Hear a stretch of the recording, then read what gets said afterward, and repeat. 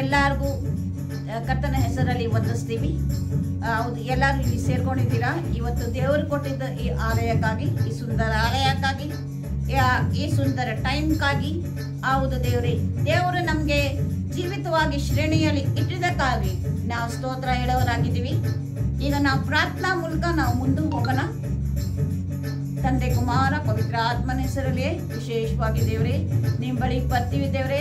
ಇವತ್ತು ನಾವು ಮಾತಾಡುವಾಗ ದೇವ್ರೆ ಪವಿತ್ರ ಆತ್ಮ ನೀವೇ ನಮ್ಮ ಸಂಗಡ ಮಾತಾಡಿ, ನೀವೇ ನಮ್ಮ ಸಂಗಡ ಮಾತಾಡಿ ದೇವ್ರೆ, ನೀವೇ ನಮ್ಮ ಸಂಗಡ ಮಾತಾಡಿ. ಹೌದು ದೇವ್ರೆ, ನಿನ್ ಚಿತ್ತಾನೇ ಆಗ್ಲಿ ದೇವ್ರೆ. ತಂದೆ, ಕುಮಾರ, ಪವಿತ್ರ ಆತ್ಮನ ಹೆಸರಲ್ಲಿ ಕೇಳ್ಕೊಂತೀವಿ. ಆಮೇನ್ ಆ್ಯಂಡ್ ಆಮೇನ್. ಹೌದು, ಇವತ್ತು ನಮ್ದು ಇದು ನಮ್ಗೆ ಓದಾಕೆ ಹಿಬ್ರಿಯರು ಪತ್ರಿಕೆ 10ನೇ ಅಧ್ಯಾಯ 7ನೇ ವಚನ. ಹಿಬ್ರಿಯರು ಬರೆದಿದ್ದ ಪತ್ರಿಕೆ 10ನೇ ಅಧ್ಯಾಯ 7ನೇ ವಚನ. Then said I, Lo, I come to do thy will, O Lord. ಇಲ್ಲಿ ನಾವು ಏನ್ ಹೇಳೋರಾಗಿದ್ದೀವಿ? ಯೇಸು ಸ್ವಾಮಿ ಬಂದಿದ್ದು, ಯೇಸು ಸ್ವಾಮಿದು ಯೇಸು ಸ್ವಾಮಿಯಲ್ಲಿ ಎಷ್ಟು ಗುಣ ಹೇಳಿದ್ರು ಸಾಲದು. ಎಲ್ಲ ಗುಣ ನಾವು ನೋಡ್ತೀವಿ ಯೇಸು ಸ್ವಾಮಿಯಲ್ಲಿ ಇತ್ತು.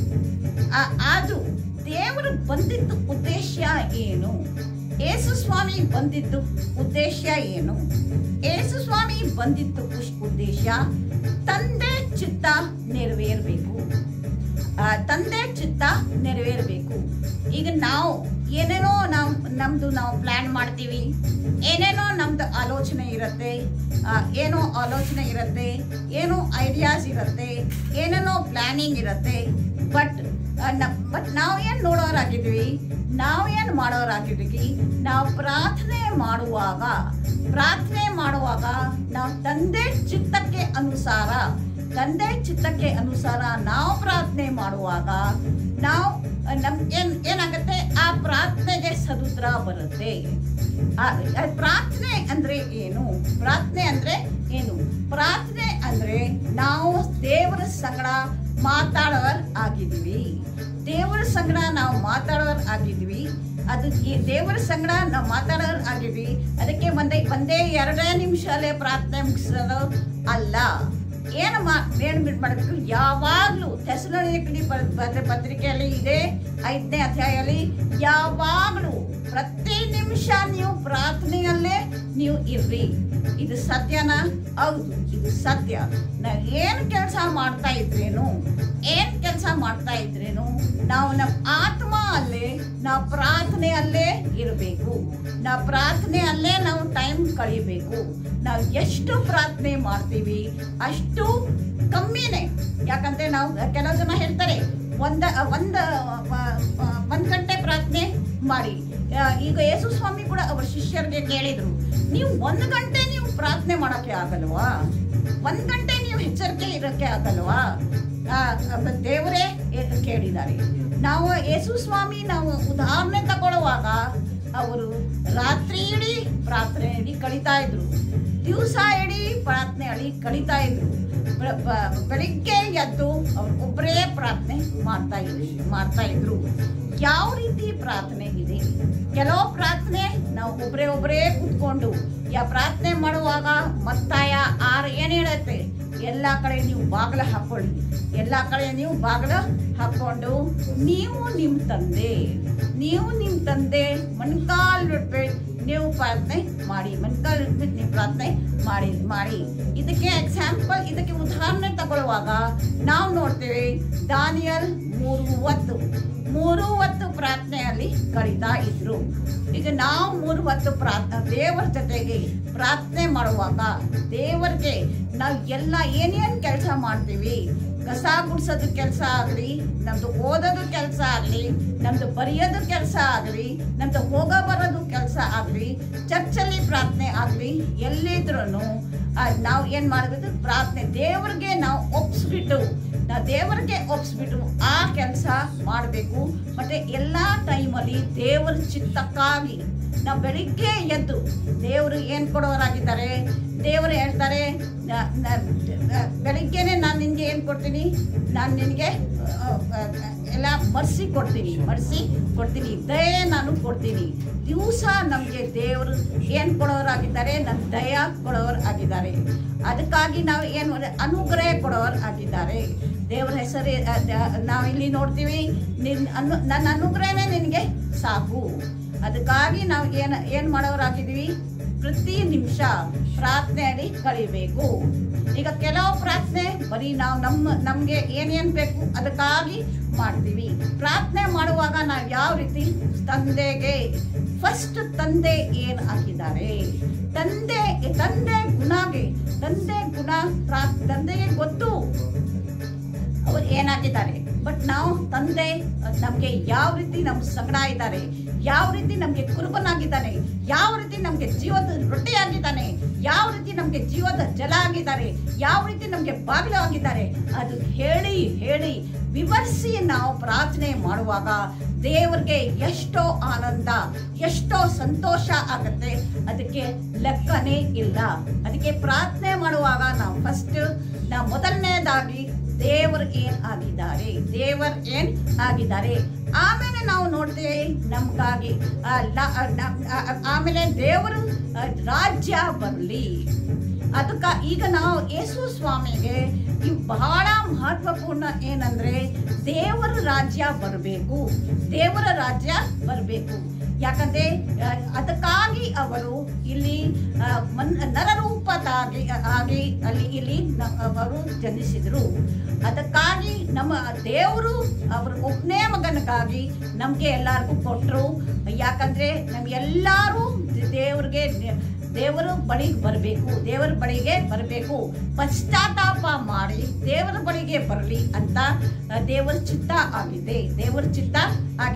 ಮತ್ತೆ ದೇವರದ್ದು ಏನು ಇದೆ ಅಂದ್ರೆ ನಾನು ಏನ್ ಕೊಡೋರಾಗಿದ್ದೀನಿ, ಆಶೀರ್ವಾದ ಕೊಡೋರಾಗಿದ್ದೀನಿ. ಎಂತ ಆಶೀರ್ವಾದ ಕೊಡೋರಾಗಿದ್ದಾರೆ ದೇವರು ನಮ್ಗೆ. ದೇವರ ಆಶೀರ್ವಾದ ಕೊಡುವಾಗ ನಮ್ದು ಎಲ್ಲ ಶರೀರ, ನಮ್ದು ಎಲ್ಲ ಆತ್ಮ ಎಲ್ಲಾನು ಉನ್ನತವಾಗಿ ಸ್ಥಿತಿಗೆ ಹೋಗ್ಬೇಕು. ಎಲ್ಲಾನು ಉನ್ನತ ಮಾಡಕ್ಕೆ ದೇವರು ನಮ್ಗೆ ಕರೆದಿದ್ದಾನೆ. ಎಲ್ಲಾನು ಆತ್ಮ ಆಗ್ಲಿ, ಶರೀರ ಆಗ್ಲಿ, ಪ್ರಾಣ ಆಗ್ಲಿ ಎಲ್ಲಾನು ಉನ್ನತ ಮಾಡಕ್ಕೆ ದೇವರು ನಮ್ಗೆ ಕರೆದಿದ್ದಾನೆ.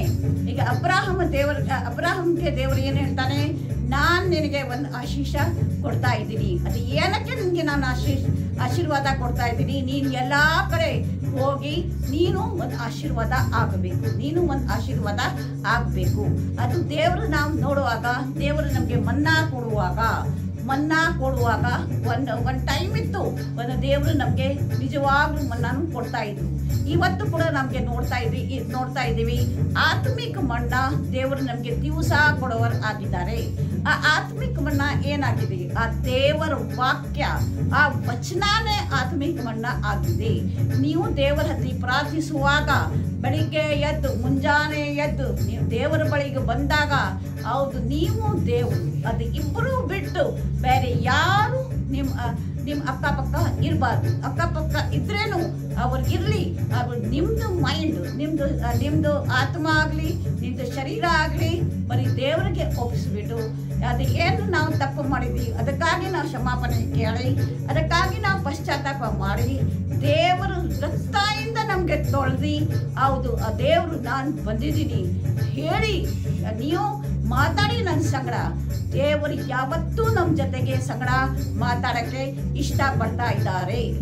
ಆದ್ರೂ ನಮ್ಗೆ ಏನಾಗಿರ್ಬೇಕು, ನಮ್ಗೆ ತಾಳ್ಮೆ ಇರಬೇಕು.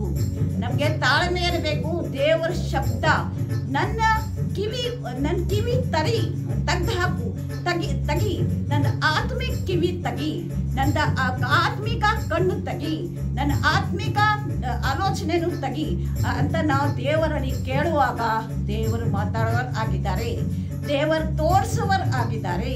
ನೀವು ಏನು ಮಾಡಬೇಕಾಗಿದೆ, ನೀವು ಯಾವ ರೀತಿ ಯಾವ ದಾರಿ ನೀವು ಹೋಗ್ಬೇಕು. ದೇವರ ವಚನ ಏನ್ ಹೇಳ್ತಾ ಇದೆ, ನಾನೇ ಮಾರ್ಗ ಸತ್ಯ ಜೀವ ಆಗಿದ್ದೀನಿ. ಆ ದೇವರು ಯಾವುದು ಮಾರ್ಗ ಆಗಿದ್ದಾನೆ.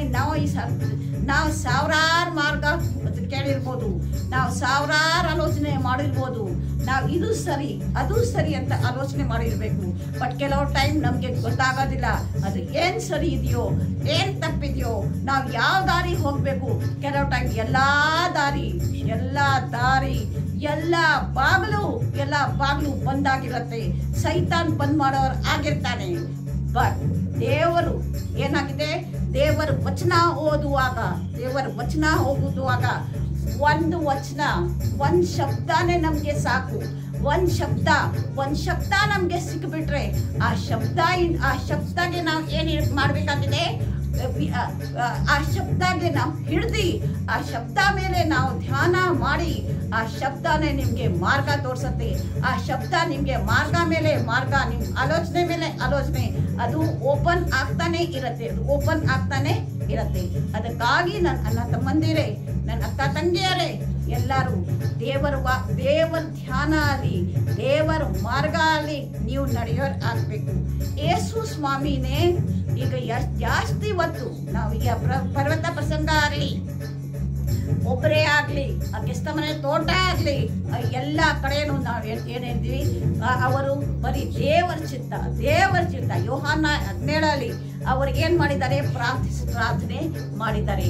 ಯೇಸು ಸ್ವಾಮಿ ಪ್ರಾರ್ಥನೆ ಬರೀ ಯೋಹಾನ 17 ಮಾಡಿಲ್ಲ, ಯಾವಾಗಲೂ ಮುಂಜಾನೆ ಎದ್ದು ಆಮೇಲೆ ಮಧ್ಯಾಹ್ನ, ಆಮೇಲೆ ಸಂಜೆ, ಆಮೇಲೆ ರಾತ್ರಿ 3 ಹೊತ್ತು ಪ್ರಾರ್ಥನೆ ಮಾಡೋ ದೇವರು ನಮ್ಮ ಜೊತೆಗೆ ಇದ್ದಾನೆ.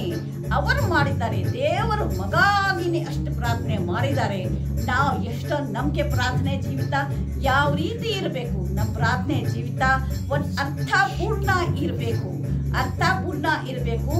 ಬರೀ ನಾವು ಪ್ರಾರ್ಥನೆ ಮಾಡುವಾಗ ಇದು ಬೇಕು, ನಮ್ಮ ಅಗತ್ಯ ಎಲ್ಲ ದೇವ್ರಿಗೆ ಗೊತ್ತು. ಬಟ್ ಏನು ನಮ್ಗೆ ಆಗ್ಬೇಕಾಗಿದೆ, ಅಗತ್ಯ ನಾವು ತಿಳಿಸ್ಬೇಕು.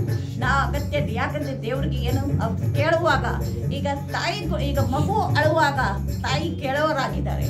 ಆ ಮಗು ಅಳ ತನಕ ತಾಯಿಗೆ ಗೊತ್ತಾಗೋದಿಲ್ಲ ಅದು ಮಗುಗೆ ಹಸಿವೆ ಆಗಿದೆಯಾ ಏನಾಗಿದೆಯಾ. ದೇವರ ವಾಕ್ಯ ಇರುತ್ತೆ, ಕೇಳಿ ನಿಮ್ಗೆ ನಾನು ನಿಮ್ಗೆ ದಯ ತೋರಿಸ್ತೀನಿ, ನಾನು ನಿಮ್ಗೆ ದಯ ಪಾಲಿಸ್ತೀನಿ. ಅದಕ್ಕಾಗಿ ನಾವು ಕೇಳೋರಾಗಬೇಕು. ಅದೇ ಯಾವ ರೀತಿ ನಮ್ಗೆ ಏನೇನ್ ಬೇಕು ಅದ ಕೇಳಕ್ಕೆ ಇಲ್ಲ. ನಮ್ಮ ಪ್ಲಾನಿಂಗ್, ನಮ್ಮ ಮಾರ್ಗ ಮತ್ತೆ ನಮ್ಮ ಮಾರ್ಗ ಮತ್ತೆ ನಮ್ಮ ಚಿತ್ತ ಮತ್ತೆ ದೇವರ ಚಿತ್ತ. ನಮ್ಮ ಚಿತ್ತಕ್ಕೆ ಬೇಡ, ನಮ್ಮ ಚಿತ್ತಕ್ಕೆ ನಾವು ಇಂಪಾರ್ಟೆನ್ಸ್ ಕೊಡೋದು ಬೇಡ. ನಾವು ಏನ್ ಮಾಡಬೇಕಾಗಿದೆ, ನಾವು ದೇವರ ಚಿತ್ತ. ಇದು ನಿನ್ ಚಿತ್ತ ಇದೆಯೋ ಇಲ್ವೋ, ಇದು ನಿಮ್ ಪ್ರಕಾರ ಆಗಿದೆಯೋ ಇಲ್ವೋ. ಯಾಕಂದ್ರೆ ದೇವರ ವಾಕ್ಯ ಹೇಳುತ್ತೆ, ನಿಮ್ಮ ಆಲೋಚನೆ ನನ್ನ ಆಲೋಚನೆ ಇಲ್ಲ. ನಿಮ್ plans, your plans are not my plans. ಯಾಕಂದ್ರೆ ನಾವು ಯೆರೆಮೀಯ 29:11 ನೋಡ್ತೀವಿ, ದೇವರ ಯೋಚನೆ ತುಂಬಾ ಒಳ್ಳೇದು. ನಮ್ಗೆ ಏನಿದ್ರು ಒಳ್ಳೇದೇ ಆಗತ್ತೆ. ನಾವು ದೇವರ ಚಿತ್ತಕ್ಕಾಗಿ ನಾವು ಒಪ್ಪಿಸಿಕೊಟ್ಟೆ, ನಾವು ಪ್ರಾರ್ಥನೆ ಆಗ್ಲಿ, ನಾವು ಬೈಬಲ್ ಓದೋದು ಆಗ್ಲಿ, ನಾವು ವಚನ ಹೇಳೋದು ಆಗ್ಲಿ, ನಾವು ವಚನ ಧ್ಯಾನ ಮಾಡೋದು ಆಗ್ಲಿ, ಎಲ್ಲ ಮತ್ತೆ ವಚನ ಸಾರೋದು ಆಗ್ಲಿ, ಎಲ್ಲ ದೇವರ ಆಲೋಚನೆಯಿಂದ ನಾವು ಮಾಡಿದ್ರೆ ಯಾವ ರೀತಿ ದೇವರು ದಾವೀದನ ಜೊತೆಗೆ ಎಲ್ಲ ಯುದ್ಧ ಜೊತೆಗೆ ದಾವೀದನ ಜೊತೆಗೆ ಇದ್ದ, ಅದೇ ಯಾವ ರೀತಿ ಅಬ್ರಹಾಂ ಜೊತೆಗೆ ಇದ್ದಿದ್ದು ದೇವರು, ಯಾವ ರೀತಿಗೆ ಹನ್ನ ಕೂಗುವಾಗ ಹನ್ನ ಜೊತೆಗೆ ಇದ್ದಿದ್ದು ದೇವರು, ಯಾವ ಜೊತೆಗೆ ಹಕಾರ್ ಜೊತೆಗೆ ಇದ್ದಿದ್ದು ದೇವರು, ಅದೇ ಸಂಗಡ ಅದೇ ರೀತಿ ದೇವರು ಯಾವಾಗ್ಲೂ ಒಂದೇ ಆಗಿದ್ದಾನೆ. ನಿನ್ನೆ ಇವತ್ತು ನಾಳೆನೂ ಒಂದೇ ಆಗಿದ್ದು ದೇವರು. ನಿಮ್ ಪ್ರಾರ್ಥನೆನು ನನ್ನ ಪ್ರಾರ್ಥನೆನು ಎಲ್ಲರೂ ಪ್ರಾರ್ಥನೆ ಕೇಳಿ ನಾವು ಒಂದು ಸಾರ್ಥಕ ಜೀವನ ನಾವು ಮಾಡಬೇಕು ಅಂತ ಕೇಳೋರು ಆಗಿದ್ದೀವಿ. ಇದು ಎಲ್ಲ ಆಗತ್ತೆ. ಯಾವಾಗ ಆಗತ್ತೆ? ನಮ್ಮ ಮನಸ್ಸು ಒಪ್ಸ್ಕೊಡಿ. ನಿಮ್ಮ ಮನಸ್ಸು ದೇವರಿಗೆ ಒಪ್ಸ್ಕೊಡಿ, ನಿಮ್ಮ ಹೃದಯ ದೇವರಿಗೆ ಒಪ್ಸ್ಕೊಡಿ. ನಿಮ್ಮ ಪ್ರೀತಿ, ದೇವರು ಯಾವ ರೀತಿ ಪ್ರೀತಿ ಮಾಡಿದ್ದಾನೆ ಅದೇ ಪ್ರೀತಿ ಒಂದೇ ಸಾಲ ಇರಲಿ. ಬಾಕಿ ಎಲ್ಲ ನಮ್ಗೆ ಯಾವ ಸಾಲನೂ ದೇವರು ಬೇಡ. ಅದು ಪ್ರೀತಿ ಒಂದೇ ನಮ್ಮ ಜೊತೆಗೆ ಇರಲಿ. ಒಬ್ರಿಗೆ ಒಬ್ರು ಪ್ರೀತಿಸ್ತಾ ವಿಶೇಷವಾಗಿ ದೇವ್ರ ತಂದೆಗೆ ಸ್ಥಾನ ಕೊಡ್ತಾ ನೀವು ಇವನ್ನ ಮಾಡಿ ದೇವರು ನಿಮ್ಮ ಎಲ್ಲರ ಜೊತೆಗೆ ಇರಲಿ ಅಂತ ಪ್ರಾರ್ಥನೆ ಮಾಡ್ತೀವಿ. ದೇವರು ನಿಮಗೆ ಎಲ್ಲರಿಗೂ ಆಶೀರ್ವಾದ ಮಾಡಲಿ. ತಂದೆ ಕುಮಾರ ಪವಿತ್ರ ಆತ್ಮನ ಹೆಸರಲ್ಲಿ ವಿಶೇಷವಾಗಿ ದೇವರೇ ಈ ವಾಕ್ಯಕ್ಕಾಗಿ ಸ್ತೋತ್ರ ಹೇಳೋದಾಗಿ ನಿನ್ನ ಚಿತ್ತಾನೇ ನಾನು ಮಾಡಲಿ, ನಿನ್ನ ಚಿತ್ತ ಪ್ರಕಾರನೇ ನಾನು ಇಡಲಿ. ಯಾವುದು ದೇವರೇ ನಿನ್ನ ಚಿತ್ತ ಮಾಡೋಕ್ಕೆ ನಮಗೆ ಬಲ ಕೊಡೋ ದೇವರು ನೀವು ಆಗಿದ್ದೀರಾ, ದಯೆ ತೋರಿಸೋ ದೇವರು ನೀವು ಆಗಿದ್ದೀರಾ, ಪವಿತ್ರಾತ್ಮೆಯಿಂದ ತುಂಬ ದೇವರು ನೀವು ಆಗಿದ್ದೀರಾ. ಅದಕ್ಕಾಗಿ ನಿಮಗೆ ಸ್ತೋತ್ರ ಹೇಳ್ತಾ ನಾವು ಎಲ್ಲಿ ಹೋದ್ರೂ ನಾವು ದೇವ್ರ ಮಕ್ಕಳಂತ ನಮಗೆ ಒಂದು ಆಶೀರ್ವಾದ ಕೊಡಿ ಅಂತ ಕೇಳೋರಾಗಿದ್ವಿ. In the mighty name of Jesus we pray. Amen and ಆಮೀನ್.